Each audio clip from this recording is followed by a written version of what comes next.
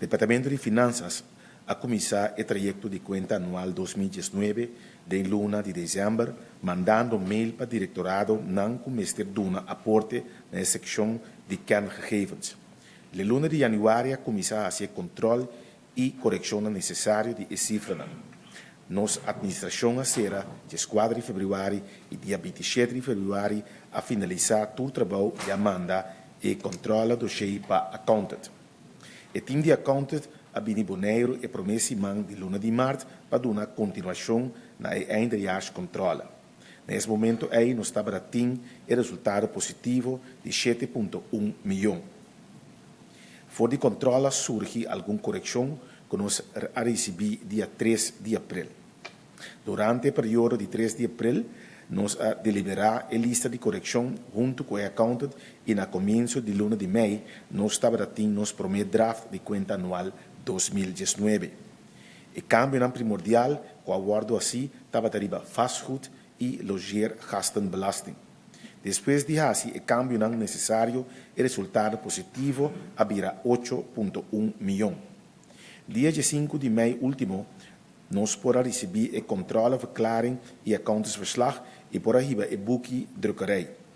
O Colégio Executivo a entregar a conta anual 2019, dia 26 de maio último, na Conselho Insular e fora de 2 de junho último, a publicar essa aqui no nosso website.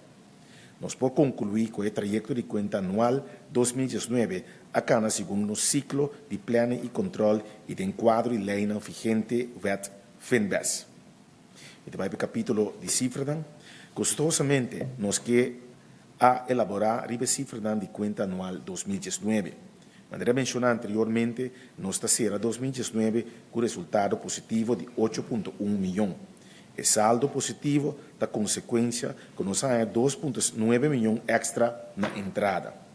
Trata aqui de taxativa aanslagen de logeergastenbelasting de ano 2004 tegen 2018 e correção de opcenten/vastgoedbelasting 2018 que tem caráter incidental.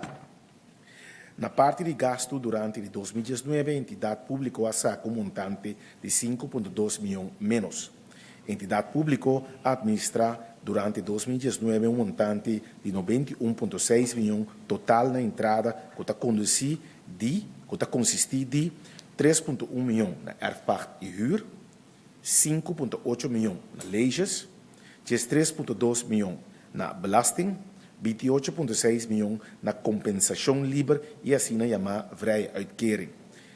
32 milhões na bijzondere uitkering para executar projetos e, por último, booking técnico de 8,4 milhões que representa correção de gasto assim para executar o projeto de bijzondere uitkering.